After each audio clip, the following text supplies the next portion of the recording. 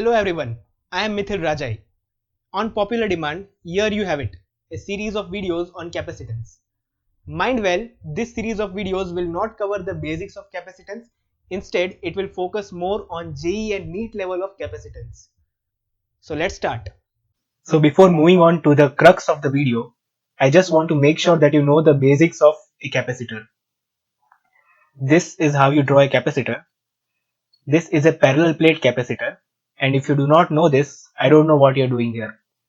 Because clearly this video is not the whole basics of capacitor, but how the charges are rearranged in a capacitor is what we are going to cover here.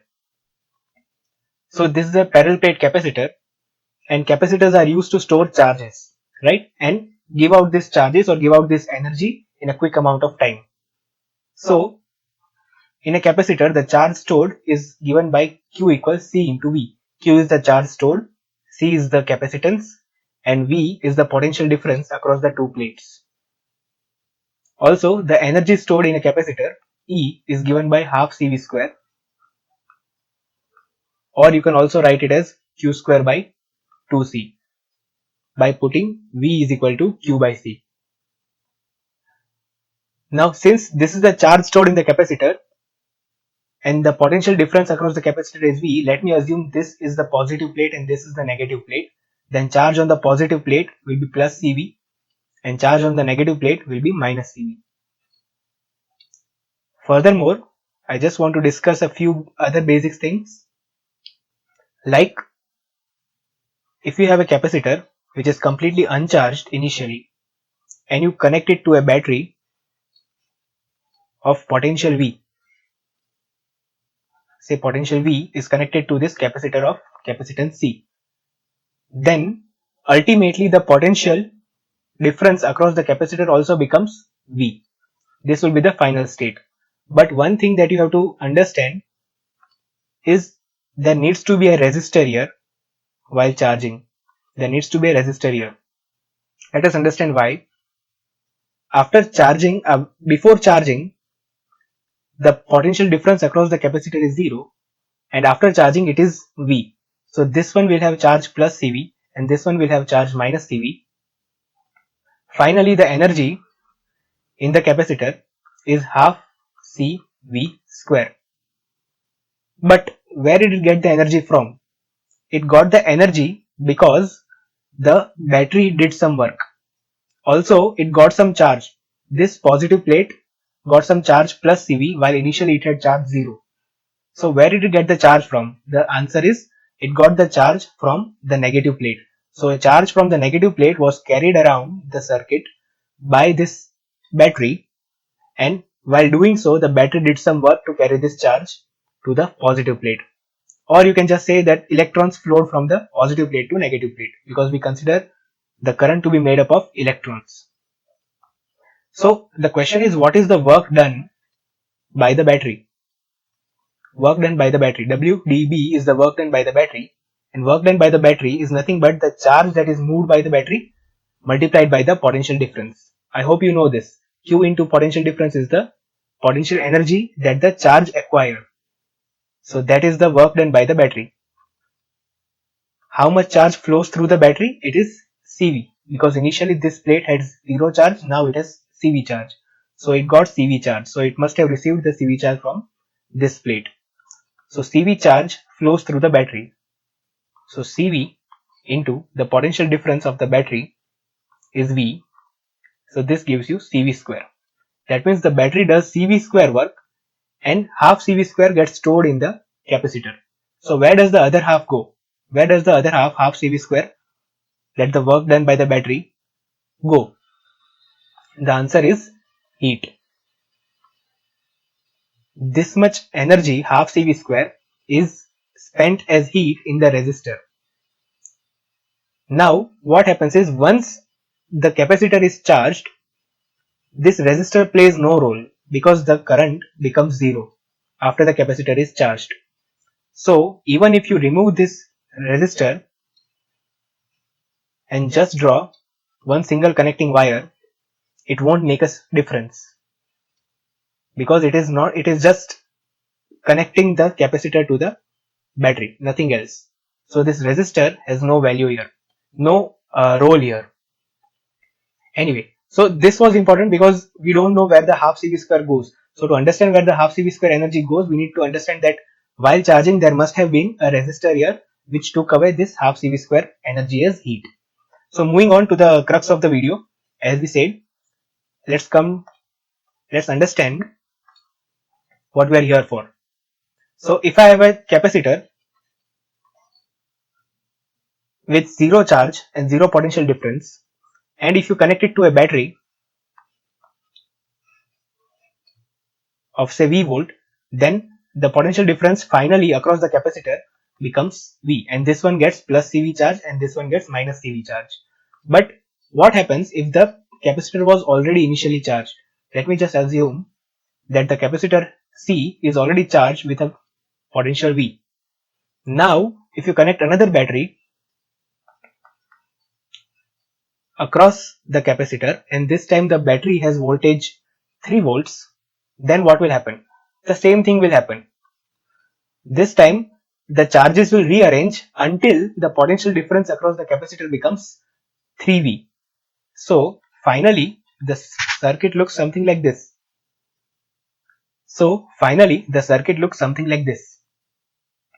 The capacitor is C, but the potential difference now becomes 3V, and the battery 3V is connected to the capacitor. The question is that initially the energy possessed by this capacitor was, let me say EI as the initial energy, was half CV square.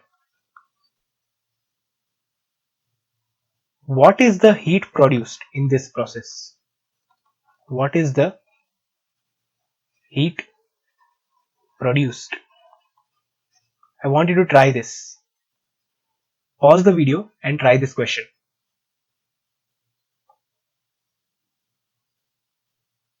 Alright, let's see if you could solve it.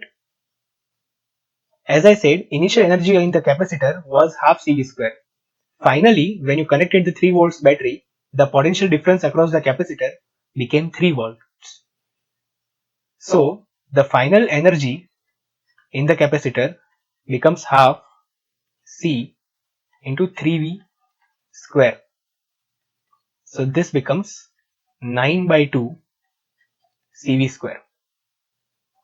So, that means initial energy is half CV square and final energy is 9 by 2 CV square. This is 0.5 and this is 4.5. So, an extra 4 CV square energy was given to the capacitor. Now, where does this energy come from? Again, the energy comes because the battery does some work. Now, let's understand what are the charges on the capacitor initially and finally. So, initially the charge on this capacitor was plus CV and this one was minus CV. Now, finally, the charge on this one is plus 3 CV and this one is minus 3 CV. So, that means this positive plate had CV charge and now it has 2 CV charge, 3 CV charge. So it got an extra 2 CV charge from here. So that means the battery took 2 CV charge from the negative plate. Alright. So a total of 2 CV charge flows through the battery. So that means work done by the battery is Q into V, which is 2 CV into V. So this is 2 CV square.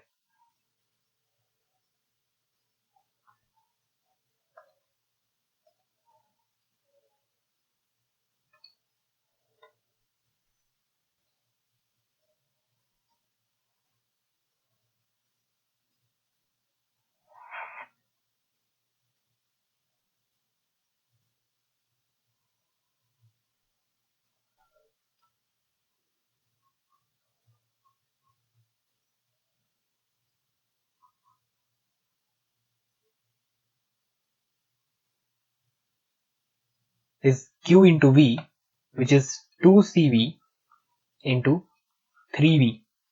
The potential difference is 3V. So this becomes 6 CV square. So again, coming back to heat, What about the heat? Now understand this. The battery does a total of 6 CV square. Out of this 6 CV square, some part goes into increasing the energy, that is delta E, and the other part goes to heat. How much energy increased? The energy increased is E final minus E initial, and the rest goes to heat. So if I have to form a formula, then I can form the formula as heat is equal to the work done by the battery minus the change in energy of the capacitor. So here work done by battery was 6 CV square and increase in energy was from 0.5 CV square to 4.5 CV square. So that is 4 CV square. So the heat produced is 2 CV square. Make sure that you are always getting the heat as positive. If you are getting heat as negative, that means you have messed up somewhere, because your capacitor and battery connection cannot act like a refrigerator. So if you are getting a negative heat, it doesn't make sense. So I hope you have written this down if you are making notes, and if you are not, let's move on to the next thing. Let me give you an example again. This time I'll take another capacitor, but this time I'll give you the values. So I have a capacitor whose capacitance is 2 microfarad and it is already charged with 2 volts. This one is positive, this one is negative. You are connecting this capacitor with a battery which is of 6 volts. You have to find out the heat produced. Pause the video and try the question. Okay, let's see. So when you connect this, what happens finally is the potential difference across this capacitor also becomes 6 volts. So if I draw the new circuit, final circuit, then the capacitor is this, the battery of 6 volts, the capacitance remains same, 2 microfarad, but the potential difference becomes 6 volts, and this is also 6 volts. If I write the charges, the charge on this plate was plus 4 microcoulomb, 2 into 2. 2 into 2 is 4. So plus 4 microcoulomb, and this one is minus 4 microcoulombs. Finally, the charge on this one, this is positive plate, this is negative plate. The charge on this plate will be 2 into 6, which is 12 plus 12, and this one is minus 12. These both are microcoulombs. Now if you look properly, on this plate initially there was 4 microcoulomb and now there is 12 microcoulomb. So that means it received an extra 8 microcoulombs. So 8 microcoulombs flow through the battery. So the work done by battery is equal to 8 microcoulomb Q into V, that is 8 microcoulombs, into the potential difference, which is 6 volts. So this will give you 48 microjoules. What is the initial energy of the capacitor? Initial energy of the capacitor is half CV square. C is 2 microfarad and V square is 4. So this is 4 microjoules. Final energy is half CV square, which is half into 2 into V square, which is 36. So you have 36 microjoules.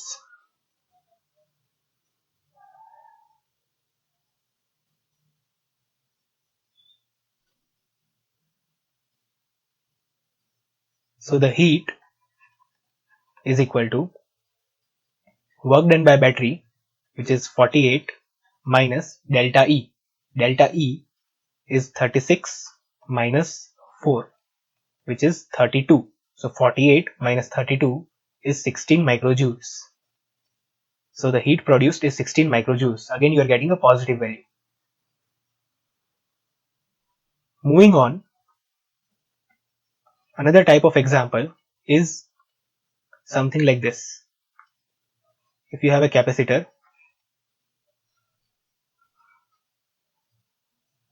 and you are connecting, this capacitor is already charged. Let me assume the charge on this, or let me say the capacitance is 3 microfarad, and it is already charged with a battery of 2 volts, and the battery has been disconnected. Now you are connecting another battery of 1 volt. 1 volt. You have to do the same thing again. You have to find the heat. Pause the video and try the question. Let's see if you could solve it. Here, if I draw the final figure, it looks something like this, where this is 3 microfarad, but now the potential difference across the capacitor becomes 1 volt, and this battery is also 1 volt. Remember, the potential difference across the capacitor finally will always be the potential difference across the terminals of the battery. If I write the charges will be, initially, let me assume this is the positive plate and this is the negative plate.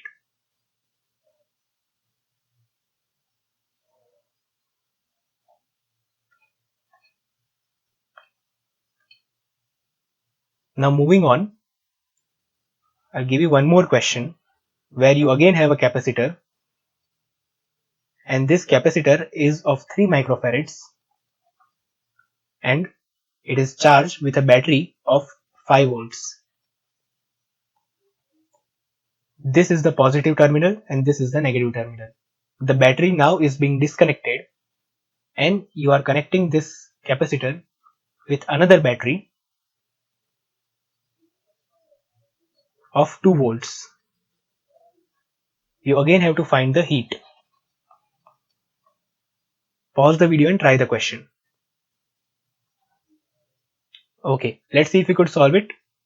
If I draw the final charges or final figure,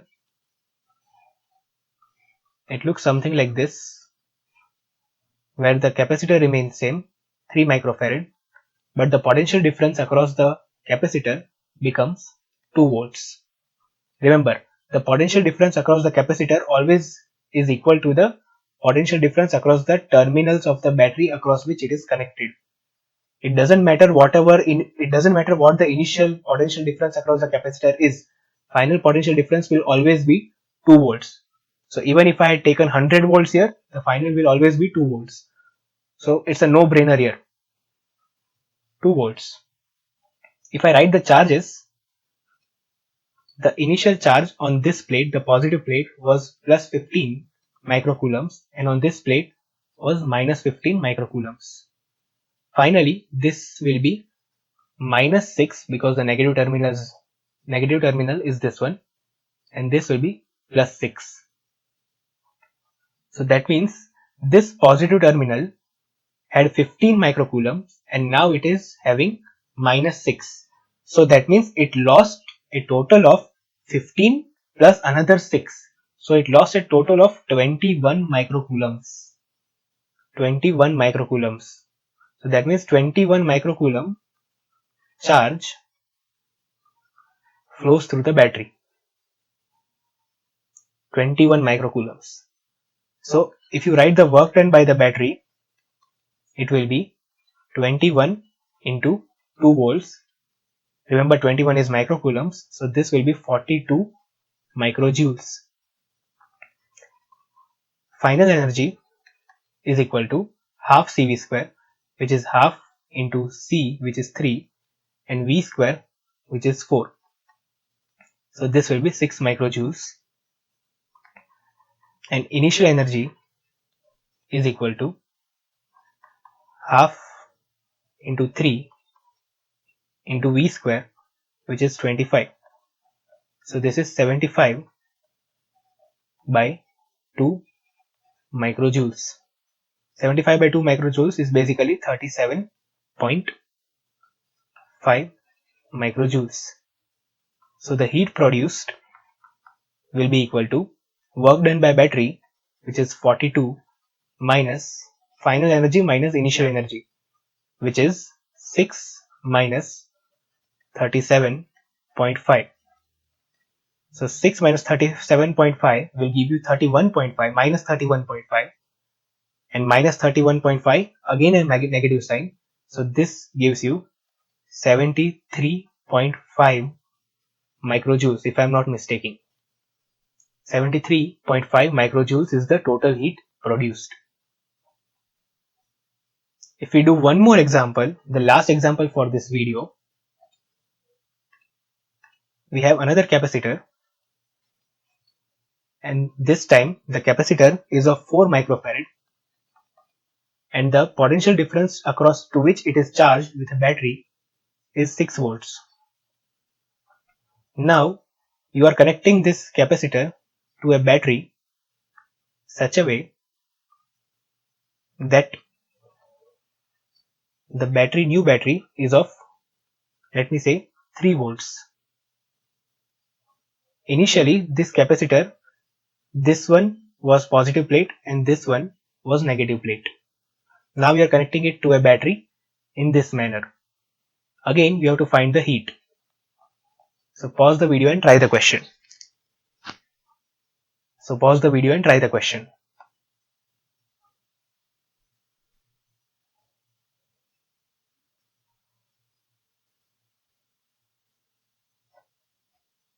Okay.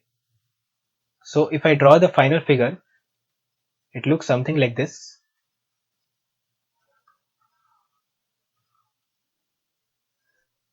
The capacitor is 4 microfarads, and now the final potential difference will be 3 volts. This is also 3 volts. If I write the charges, the charge on this one will be plus 24 and charge on this one will be minus 24 microcoulombs. This one will now become plus 12 and this one will become minus 12. So that means this plate had 24 charge and now it is having plus 12. So that means it lost 12 microcoulombs. So that means 12 microcoulombs must have flown through the battery. So the work done by the battery is equal to 12 into 3, Q into V, which is 36 microjoules. But one thing to note here is the charge is flowing from the positive terminal to the negative terminal.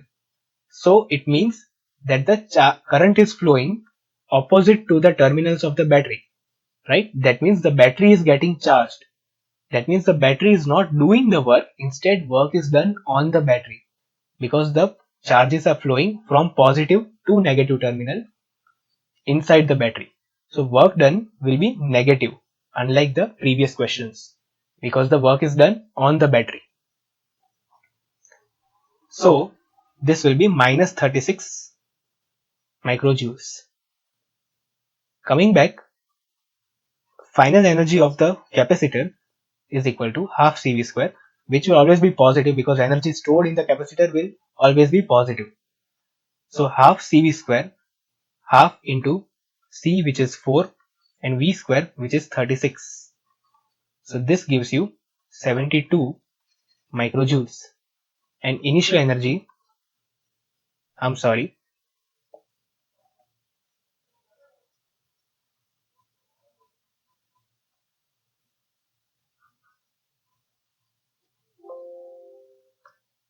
half into 4 into 3 square, which is 9.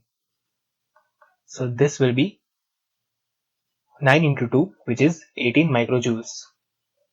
Initial energy is again half CV square. So half into C, which is 4, into V square, which is 36. So this becomes 72 microjoules. So if you write the final heat formula, heat will be work done by battery, which is minus 36, minus final energy minus initial energy, which is 18 minus 72.